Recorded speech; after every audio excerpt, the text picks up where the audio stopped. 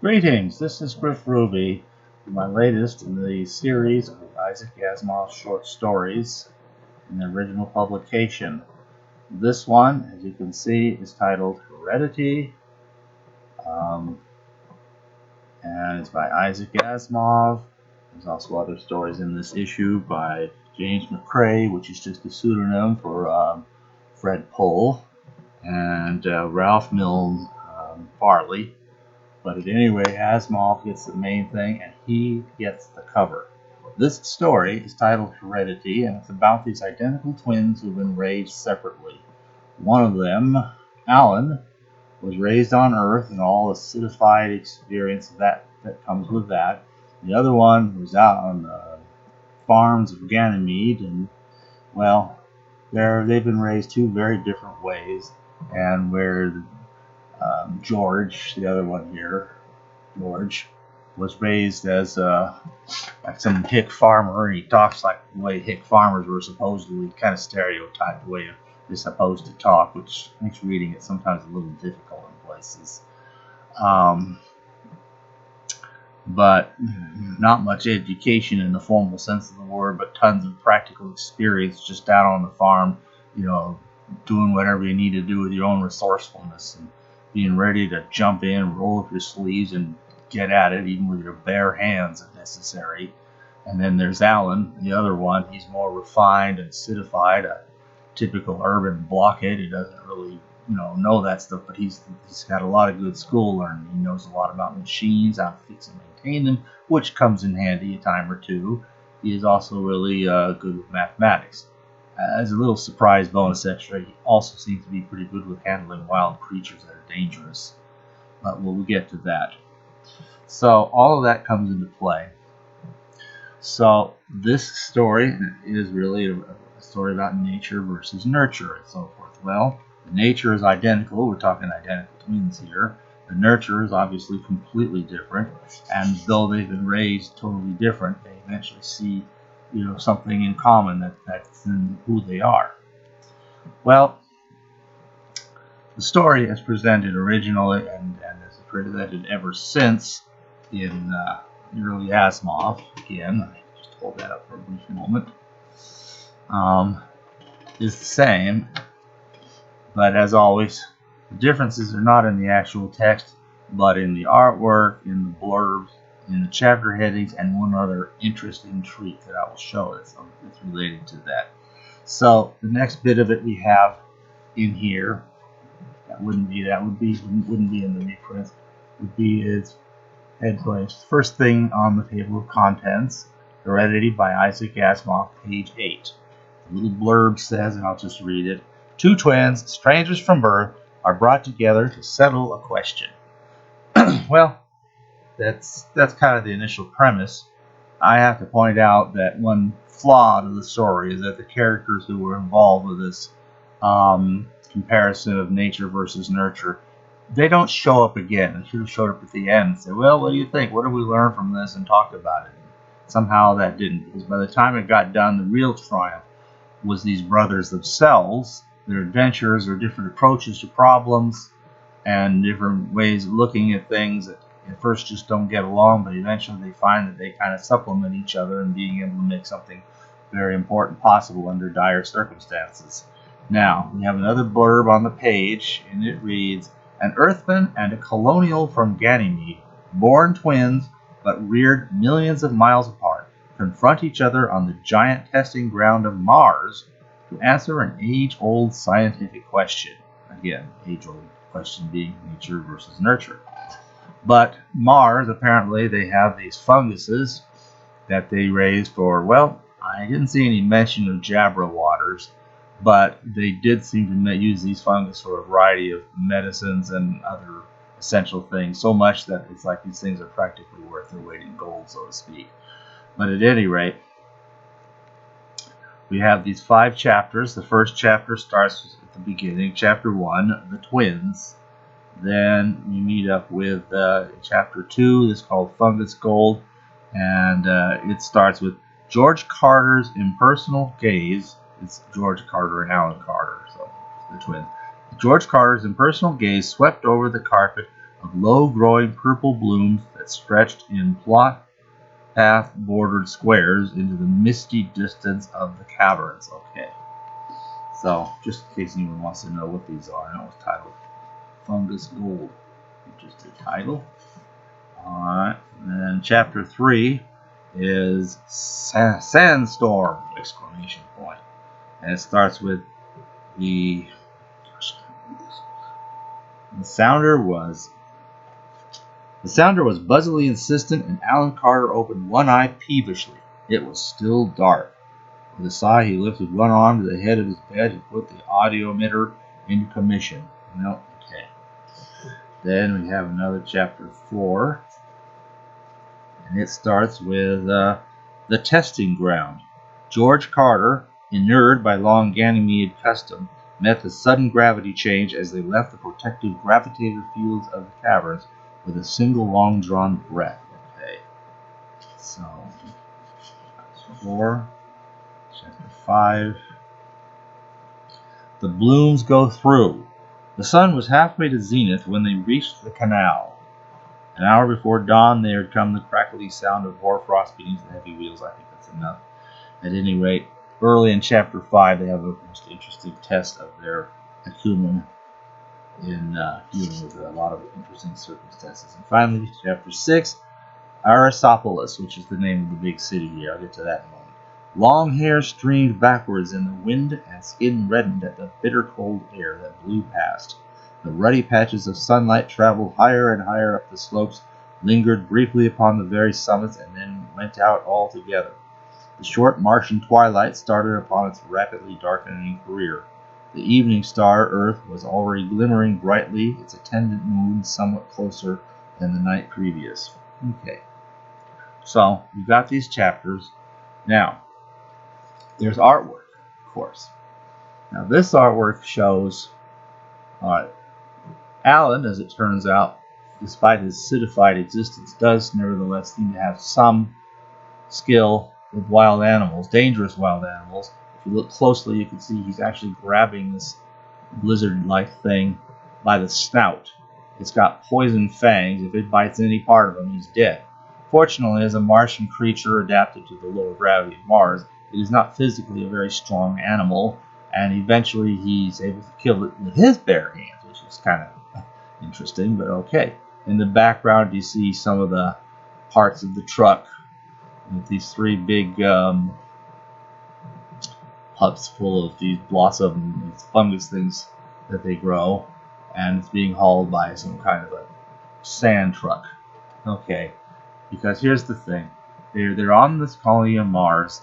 They grow these funguses in these caverns and whatnot, and then when it's all harvested, and there's a lot of discussion about how they're harvested, and George wants to do it, I guess, all by hand, and Alan's all, look, I got a machine, it's really smart, it'll only harvest the ones that are ripe, it'll throw away the ones that are overripe and skip all the ones that are underripe.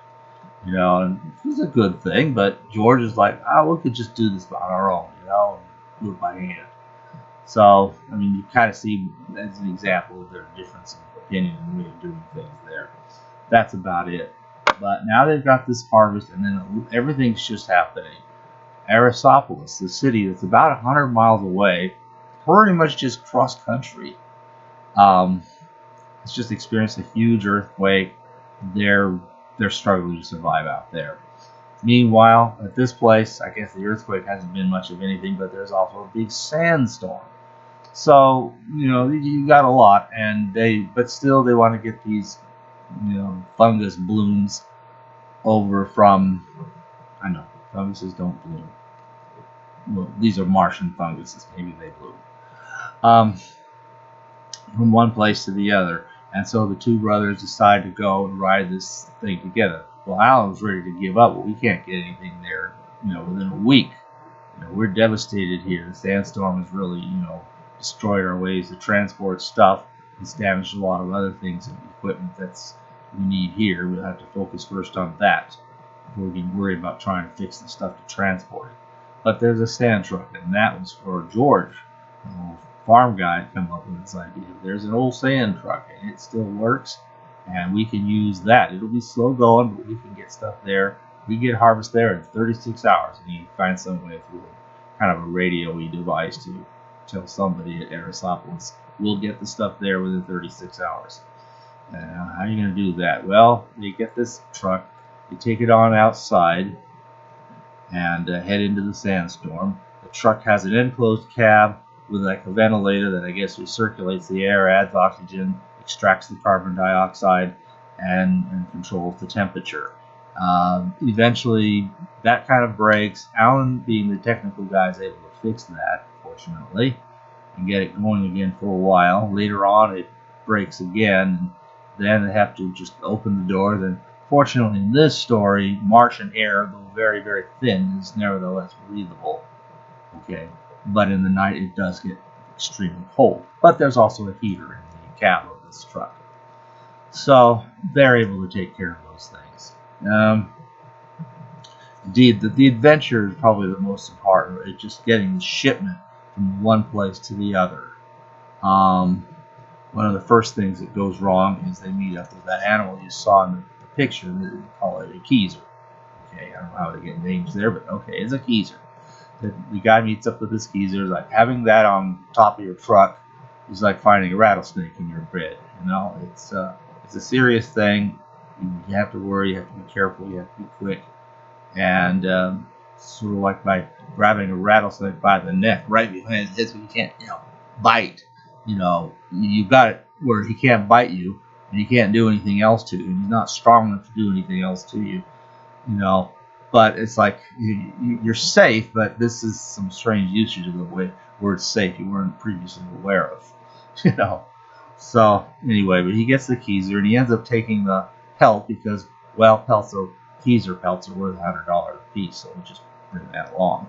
Okay, fine. But then they go along and they meet up with this. Well, let's see. I mentioned the other failures that already happened along the way because it's an old truck, kind of primitive, and the sandstorm wasn't exactly helping it either. But it's designed to deal with sandstorm, so that really isn't a problem itself for the truck. But parts of it are kind of rusted out and so forth. And so now we have another drawing here. We see the two brothers again. And by the way, the twin that's citified has somewhat longer hair. That's him. And then that's Alan. And then George, the Ganymede twin, has some short hair. And here they're looking at what they're imagining what must be happening at Arasopolis because of the earthquake that happened over there. So that's what this artwork is all about. They've heard about this and they're worried about it, but they need to get everything over there all the same. And hopefully, despite everything, there's still enough pieces of civilization left to, most importantly, take those balloons that they've got and process them in whatever ways they need to be processed, and maybe even somebody willing to pay $100 for that keezer pelt. Okay, but the big deal is they come along to this Canal of Mars. This is in Chapter 5. The balloons go through, and they arrive at the Canal of Mars, and the canal presents a bit of a problem. Here's this canal, the river. Okay, I'll just draw this here. Here's this truck coming along. We got to get across, and there's not much water in it, but it's a muddy, muddy bog. And you go down one bank on one side. When you're going downhill, that's not too bad. Then you got to come up the other side. Now you got to go up, and because the mud is just so thick and loose and this and that, the wheels sink into it, and you get that classic. You've seen this in movies where the wheel spins, and instead of moving the vehicle, it just squirts mud back. And that's exactly what they've got. The wheels spin and the vehicle doesn't move. Nothing moves.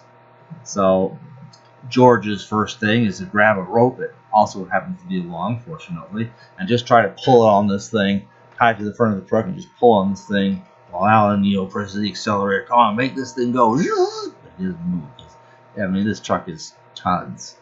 And then here's where Alan's mathematics comes into play. He ties the rope to this rock up ahead, huge boulder, kind of real embedded in the mud. And he ties it really tight between that and the truck. And then he pulls on the middle of it, and that manages to get the truck just that little bit forward, a fraction of an inch maybe even. but it's enough to get it out of that deep hole in the mud and able to grab on and move forward. Well, between the various things they each had to do and the various times that one or the other would be like, what are we going to do now? And the other would be the one to step up and say, I got an idea. I'm going to do this. I'm going to do that. And between the two of them, they're totally different skill sets. They managed to put all that together and be the reason this whole thing made it to their destination on time. So it's a kind of fun little adventure. At the same time, we see these two very, very different people become reconciled to each other. There is, however, one other thing that's of interest, and obviously not in any of the republished version of it in the early Asimov, and I don't know if this has been published anywhere else. I doubt it. And that is, there's a little explanation back at the end of this magazine under a category which is called Viewpoints.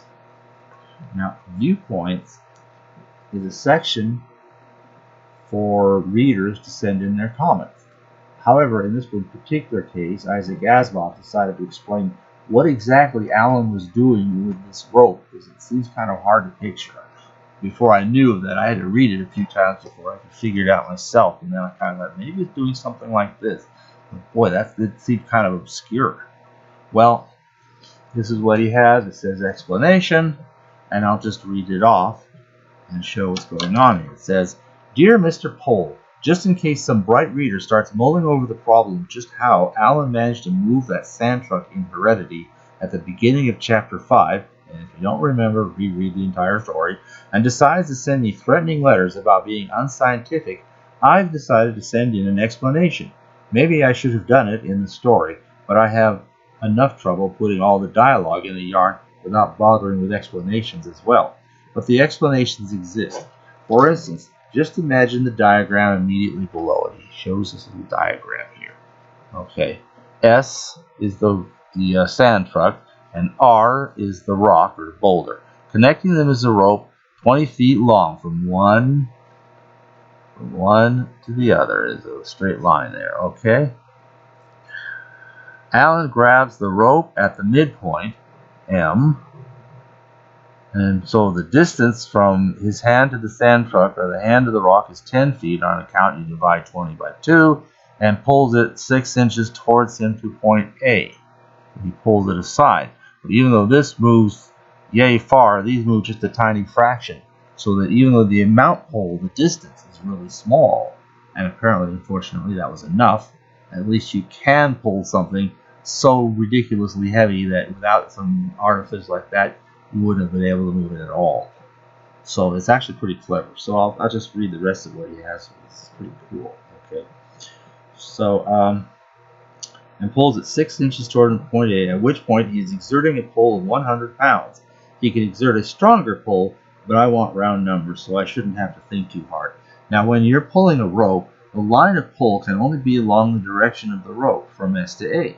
But that was what George had attempted.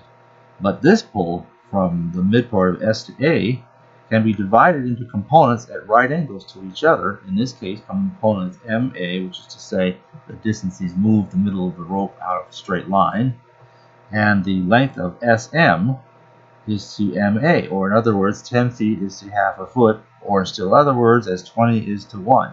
If you don't believe this, I refer you to any good elementary physics textbook, or even just mathematics. This is triangulation, okay, trigonometry. Okay, note to my hair-splitting listeners, I know very well that from the sand truck to the middle is not quite 10 feet if the rope is pulled to A. As a matter of fact, the exact length would be 9.982 feet, but you know what I said about round figures. So, as the ratio is 20 to 1, the force along the rope is no less than 2,000 pounds, which means a ton. Now, remembering now that Alan can pull with a force of more than 100 pounds, that the truck is under Martian gravity and that the throttle is open, it can quite easily be seen that it is no feat of strength at all to move the truck. Just the same, there's a catch all right. In physics, you can't get something for nothing. And you're not going to get 2,000 pounds out of 100 pounds without paying for it in some other way. If the truck is pulled by a force 20 times as great as exerted, it moves through a distance of 1/20th as great as that through which the exerted force moved. In this case, the truck moves 3/10 of an inch. If Alan pulled the rope for a little over a foot and a half, the truck would move an inch. That would be enough to start it and get the motor a chance to do the rest. Of course, as Alan pulls, the ratio of the sides, SM to MA, that's the size of the triangle, is always changing. Assuming the rope to be perfectly taut at the start, that's impossible, but we'll just assume that. Then at the moment Alan begins to pull, the force along SM is infinite and the movement of the truck is zero. When he has pulled 6 inches, we have seen, with a force of 100 pounds, the force on the truck is a ton, and the movement 3/10 of an inch. By the time he's pulled 7 feet, the ratio has dropped to 1 to 1, and 100 pounds along sideways motion, MA, means 100 pounds along MS, or the length. After a while, you're probably pulling it so far to the side that it may move, the truck may end up moving sideways instead of going forward the way the wheels would want. But he doesn't mention that. After that, the ratio becomes actually unfavorable. And long before then, you're just 100 pounds for 100 pounds, and you're right where your brother was. For sure, how hard you got to pull. However, let's see here. Of course, if you want to know the force on MS for every possible length of MA, if force along MA is held constant, you either have to draw a graph, or if that's too tedious, you can use calculus. However, I haven't taken calculus for 3 years now, and if you think I'm going to blow the dust off my text and start polishing up my memory on the subject now, you're wrong, very wrong. Do it yourself. What gets me is that when I used to do things like this in my physics class, I thought I was just wasting time.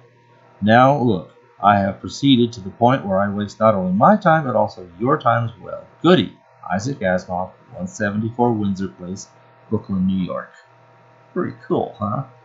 So that explains exactly what Alan was doing there. Like I said, I had to, I didn't know about that, but I did have to read it a couple times to know that was to understand what was going on. And then there's that nice little handy-dandy explanation that confirms what I suspected. Well, that's been a fun little story. After this, now we'll go back to astounding science fiction, finally. And thank you for listening. Oh.